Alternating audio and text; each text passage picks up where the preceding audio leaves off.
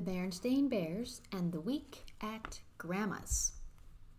When Mama and Papa Bears go away, cubs visit their grandparents for their first long stay. The Berenstain Bears and the Week at Grandma's.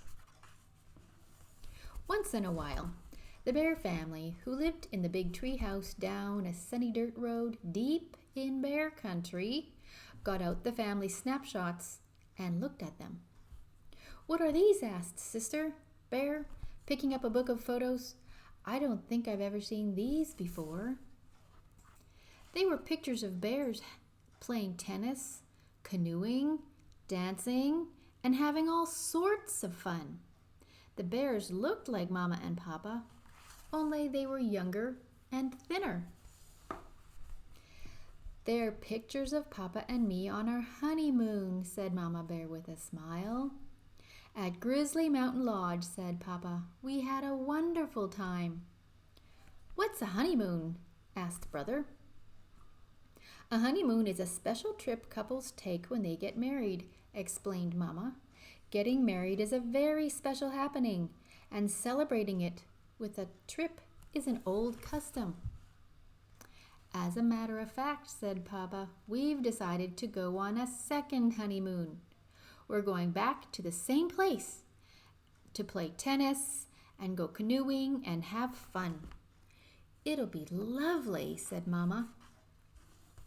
"A second honeymoon sounds like a pretty good idea to me," said Brother. "Me too," said Sister.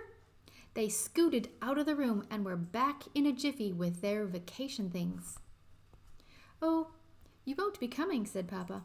"Honeymoons, even second honeymoons, are just for grown-ups, not for cubs." But what's going to happen to us?" asked Sister. "It just so happens," said Mama, "that Gran has been after me to let you spend a week with her and Gramps, and this will be the perfect opportunity."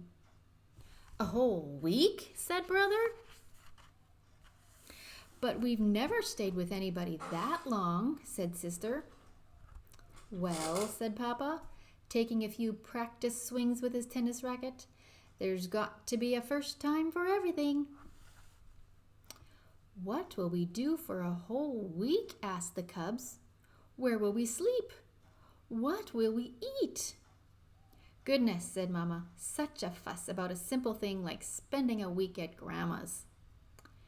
It didn't seem like a simple thing to the cubs. They loved Gramps and Gran very much, but, well, they just weren't Mama and Papa. Besides, Gramps and Gran were sort of old. "What are you taking with you?" Sister asked Brother when it was time to pack. "I'm taking 2 books, my jacks, and my teddy, of course. These," he said, holding up some books and his best yo-yo. Papa put their suitcases in the car trunk last, so that when they got to Gran's, unloading was as easy as 1, 2, 3. Then, after lots of Big Bear hugs and kisses, the happy second honeymooners were on their way. "It certainly is good to see young folks having fun," said Gran as she waved goodbye. "We're the young folks," muttered the cubs. "We're the ones who are supposed to be having fun." "I'm sure you're hungry after your ride," said Gran when they went in. "How about some special honey nut cookies and milk?" "No thanks, Gran," said Sister. "I'm not hungry right now." "Hey, these are really good," said Brother. Sister sneaked a taste. They were good, but they just weren't Mama's. "Now, let's get you up to your room so you can get settled," said Gramps. The cubs reached for their bags, but before you could say, "Grizzly Gramps," they were gathered up, bags and all, and carried up the steep steps. Gramps certainly was strong for someone so old. The room was at the top of the stairs and was very, very nice indeed, but, well, it just wasn't home. "Gramps," said Sister, "where do you suppose Mama and Papa are right now?" Well, said Gramps, I reckon they're still on the road, just pulling into sight of Grizzly Mountain Lodge. After they unpacked their things, Gramps thought the cubs might like to explore around the house. While it wasn't home, it was an interesting house. There was the attic crowded with all sorts of interesting things. Gran's kitchen with its yummy tastes and smells. And Gramps' den. Gramps knew how to build a ship in a bottle. When the cubs asked him how it was done, he just smiled. What do you suppose Mama and Papa are doing now? They asked then. I reckon they've gotten into their tennis clothes and are swatting the ball back and forth, he said. Over the next few days, brother and sister found lots to do. They helped Gran feed her bird friends, more kinds than they had ever seen in one place, and Gran knew all their names. They helped Gramps cut and smooth twigs for a new ship in a bottle. It turned out that he built them outside the bottle and then slid them in. It was pretty tricky. They went fishing in a special place Gramps knew about. Well, said Gramps, as they returned with a fine catch, I reckon that your Mama and Papa are out canoeing right now. I certainly hope they're having fun, said Sister, because we sure are. Better get these chairs in, said Gramps after a fine fish fry. It's going to rain tomorrow. How do you know? Asked Brother.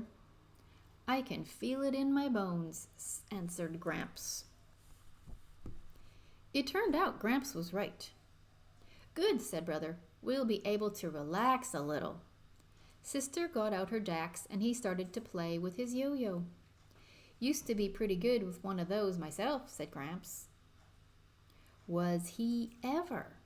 Not only could Gramps make the yo-yo sleep and walk the dog, he could even do baby in the cradle and round the world. That evening, after a refreshing nap, they all went to Gramps and Gran's regular Friday night square dance. Gramps and Gran didn't just watch. They do-si-doed with the best of them. They even won a prize for friskiest couple. Goodness, said Sister in the morning. This week really flew by. And we learned so much, added Brother, practicing baby in the cradle. Gramps and Gran, how come you know so much, said Sister. So many things. Why, you can even feel the weather in your bones. That's one of the good things about being an older person, answered Gramps, smiling. You learn something every day, so that by the time you're old enough to be a grandparent, you know quite a lot. Gee, said Sister, I guess you and Gran are so old you must know everything. Oh no, said Gramps, laughing. You never stop learning. Why? Just this week we learned something very special. We learned how absolutely wonderful it is to be grandparents and have lovely grandcubs. Then Gramps and Gran swept their grandcubs up in a big hug. The next thing they knew, a familiar beep beep was heard. It was Papa tooting the horn. He and Mama were back from their second honeymoon, and it was time for the cubs to go home. After saying goodbyes and thank yous, the Bear family piled into the car and headed home. No sooner were they on their way than Brother and Sister were bubbling over with the fun and excitement of their week at Grandma's. Well, said Papa, sounds like you had a pretty good time. Oh, we did, said Sister. Papa, sometime you might want to go on a third honeymoon. Then we could spend another week at Grandma's. A third honeymoon, said Papa. I don't think anyone's ever gone on a third honeymoon. Well, said Sister, there has to be a first time for everything.